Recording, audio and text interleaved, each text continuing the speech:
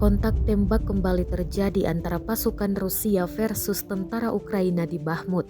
Rekamannya ramai beredar di Telegram pada Selasa 17 Januari 2023. 4 personil dari kelompok pengintai Rusia maju dan menembak ke arah benteng tentara Ukraina.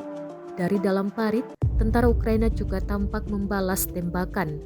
Kontak senjata terjadi beberapa menit dan berakhir 3 tentara Ukraina dieliminir. Kemudian pasukan Rusia mundur ke tempat semula tanpa luka. Dalam narasi unggahan disebutkan, selama pengintaian tambahan di daerah tersebut, pasukan Rusia bertabrakan dengan tentara Ukraina dan baku tembak pun terjadi. Akibatnya, para pengintai berhasil menghancurkan 3 pejuang angkatan bersenjata Ukraina dan kembali ke posisi semula tanpa kehilangan apapun.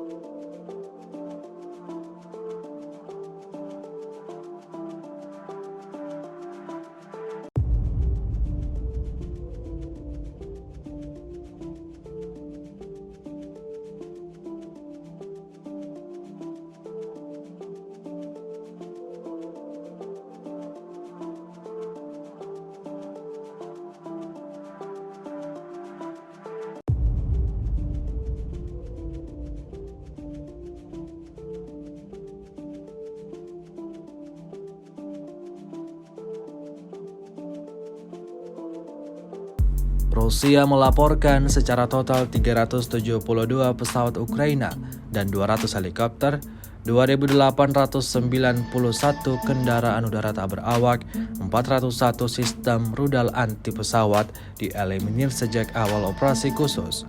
Sementara itu dari kubu Kiev, Kementerian Pertahanan Ukraina melaporkan 870 tentara Rusia dieliminir dalam sehari terakhir.